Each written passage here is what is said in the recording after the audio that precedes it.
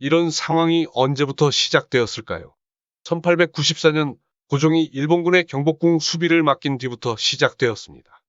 주권은 국가의 의사를 최종적으로 결정하는 절대 권력을 의미합니다. 선출된 공무원 중에 대통령이란 자가 국민에게 허락을 구하지 않고 미국이라는 나라에 군권을 넘겼는데 20대 대통령이 취임할 만큼 여러 대통령이 들고 나는 긴 시간이 흘렀음에도 우리의 군권은 우리에게 있지 못하고 미국에서 권리를 가지고 있습니다. 국가를 위한다는 말이 무엇을 의미할까요? 국민을 위한다는 말과 다르지 않은 말입니다. 주권을 지킨다는 말은 주권자인 국민의 권리를 지킨다는 말과 같습니다. 정권은 잠시 유지하는 한시적인 것이지만 국민은 영원한 존재입니다.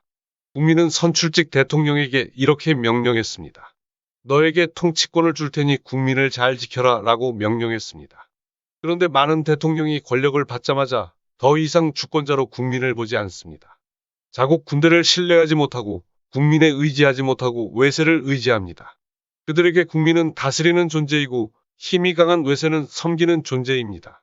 나는 국민을 다스리기는 하는데 지켜줄 자신이 없으니 나보다 힘이 센 내가 나 대신 우리 국민을 잘 지켜주라고 부탁하고 있습니다. 그것을 안 보라고 말하고 그 규칙을 깨면 공산당, 빨갱이로 몰아붙입니다. 그런 황당한 사고로 넘겨버린 것이 전시작전 통제권입니다. 전작권이 없는 대통령을 뽑고 그렇게 뽑힌 대통령들은 헌법을 준수하고 국가를 보위한다고 선사합니다. 헌법에서 모든 권력이 국민에서 나온다고 되어 있는데 1950년 이후 국민에게서 나오지 않는 군권이란 권력을 위임받지 못한 채 모두가 그렇게 선서하면서 마치 헌법을 준수하고 국가를 보위한다고 합니다. 5월에 취임할 윤석열도 그 부끄러운 선서를 하겠지만 아마도 윤석열은 당당하게 할 것입니다. 안보 사대주의자에게 전작권은 가져오면 불행이고 미국에 남겨둬야 안심이 되는 존재입니다. 주권인 전작권, 가장 강력한 주권인 군권을 당연히 확보해야 함에도 전작권을 반환받자고 하면 시기상조를 외치고 적화 통일을 염려하는 분들이 있습니다. 그 중에 하나가 5월 10일에 대통령에 취임합니다. 안보 사대주의를 당연시하고 공약으로 발표하는 자가 대통령에 선출될 만큼 대한민국이 주권 국가로서 부끄러운 모습을 하고 있습니다. 심각한 군사 충돌이 있기 전에는 군권의 중요성을 잘 알 수 없습니다. 심각하게 문제가 불거진 뒤에 준비되지 않은 군권처럼 불안한 것도 없습니다. 세계 6위라는 군대를 전쟁 시에 독자적으로 지휘할 연습이나 준비가 되어 있지 않습니다. 이런 문제는 유사시에 불필요한 오류를 만들고 국민의 재산과 희생으로 대가를 치러야 합니다. 주권은 외세로부터 국민을 지켜내는 도구인데 그걸 외세에 던져주고 이렇게 해야 안보가 지켜지고 국가를 보위하는 거라고 안보 사대주의자들은 말합니다. 외세로부터 지키는 것이 안보인데 이런 한심한 주장을 아주 당연하다는 듯이 주장합니다. 유엔에 등록한 192개 국가 중에서 대한민국은 강대국 순위에서 9위라고 합니다. 전작권도 없는 국가가 9위씩이나 하니 놀라운 일입니다. 유엔에 등록되지 않은 국가도 20여 개가 있습니다. 국가 취급을 받지 못하는 그런 국가들조차 군권을 다른 나라에 넘기고 지켜달라 매달리지 않습니다. 당연히 군권이 있다는 전제하에 작성된 강대국 순위는 미군 전력은 포함되지 않은 대한민국 순수 전력입니다. 8개국을 뺀 183개 국가 모두 대한민국보다 약한 국가입니다. 그런데 모두 전작권을 가지고 있습니다. 주권은 고민의 대상이 되어서도 저울질이 되어서도 안 됩니다. 주권을 지키는데 이유나 조건을 달아서도 안 됩니다. 주권은 정치색으로 주장할 것도 아니며 이유를 대며 흥정해서도 안 되는 것입니다. 예나 지금이나 우리나라에 가장 함부로 하는 국가가 표면적으로 일본과 중국, 물밑으로는 미국입니다. 역사적으로도 존중이란 걸 받아본 적이 사실상 없습니다. 이 나라들은 그런 행동을 반복하면서 한국 반응을 살펴봅니다. 한국의 정치권은 어떤 반응을 할까? 한국 국민들은 어떨까? 살펴봅니다. 가장 최근에 일어난 일 중에서 일본의 수출 규제가 대표적인 일입니다. 2019년 7월 너무나 심각한 모습이 나타났습니다. 대통령이 가서 빌지 않으면 대한민국이란 나라 망한다면서 국민의힘은 주장했고 정부를 압박했습니다. 국민의힘을 지지하는 엄마 부대 대표 주옥순이란 자는 죄송하다면서 아베의 용서를 청하기까지 했습니다. 대한민국을 두려워하거나 존중할 동기부여가 일본이나 지켜보는 외세에 생겨날까요? 이 모습뿐이라면 존중은커녕 비웃음만 샀을 것입니다. 참으로 다행스럽게도 대다수의 국민이 일본의 항전을 외쳤고 정부가 그런 국민의 뜻을 따랐습니다. 국제사회에서 허약한 존재로 알려진 대한민국이 새롭게 각인될 기회가 되었습니다. 윤석열이 대통령에 당선되었습니다.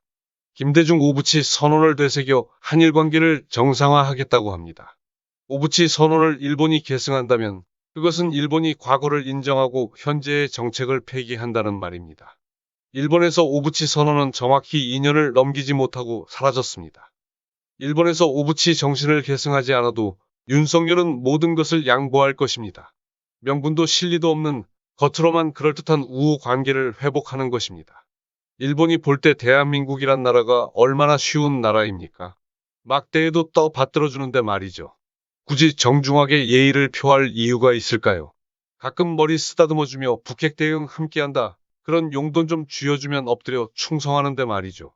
이명박 박근혜 정권에선 마치 대한민국이 망하기라도 하는 것처럼 반환받으라는 미국의 손사래를 치면서 오히려 돌려주지 말아 달라면서 사정하는 꼴을 보였습니다. 이명박 박근혜 때가 좋았다며 그런 안보를 계승한다는 자가 대통령이 되었습니다. 미국이 볼 때 이처럼 우스운 나라가 있을까요? 일본이 볼 때 이처럼 한심한 나라가 있을까요? 주한미군의 기지를 지어주고 제공하고 주둔 방위비 내는 것 괜찮습니다. 필요한 만큼 그 가치를 인정해주는 건 괜찮습니다. 하지만 군권이란 것은 동일선상에서 볼 문제가 아닙니다. 미국 이익이 어느 방향으로 향할지 모르는데 군권을 외세에 맡기는 건 현명한 일이 아닙니다. 통일 한국을 바라는 외세는 단 한 군데도 없습니다. 주변국이 강해지는 것을 바라는 국가는 없습니다. 대한민국이 약해서 외세에 휘둘리게 되는 것이 아닙니다. 어쩔 수 없어서 어려움을 겪는 것이 아니라 스스로 약하다고 인정하고 자주국방을 포기하려는 모습을 보여주기에 외세가 장단을 맞추고 춤추는 것입니다. 전 세계에 고통을 주고 있는 코로나 사태를 보면 대한민국이 어느 정도 훌륭하고 대단한지 잘 보여줍니다. 역사적으로도 우리가 전쟁할 때 대등한 전력으로 싸웠던 적이 단 한 번도 없습니다. 그런데도 우리 문화와 언어와 삶을 지켰습니다. 지금 대한민국은 넘치게 준비되어 있습니다. 박근혜 정권 때 우리 군사력은 세계 11위였습니다. 불과 3년 만에 6위까지 올라갈 만큼 현 정부는 안보를 말로 하지 않고 우리 국방에 투자했고 실제 전력을 높였습니다. 같은 시기 주한미군 전력은 줄었습니다. 만일에라는 단서를 이것저것 달면서 주권을 포기하려는 모습은 보기 좋지 않습니다. 일이 발생하면 부딪혀 싸우고 이겨내면 되는 일입니다.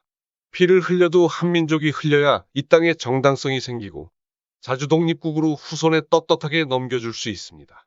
1894년 이후 단 한 번도 제대로 해보지 않은 온전한 주권을 갖춘 대한민국을 이 시대를 사는 우리가 만들어냅시다. 오늘 영상은 여기까지입니다. 시청해주신 여러분 고맙습니다.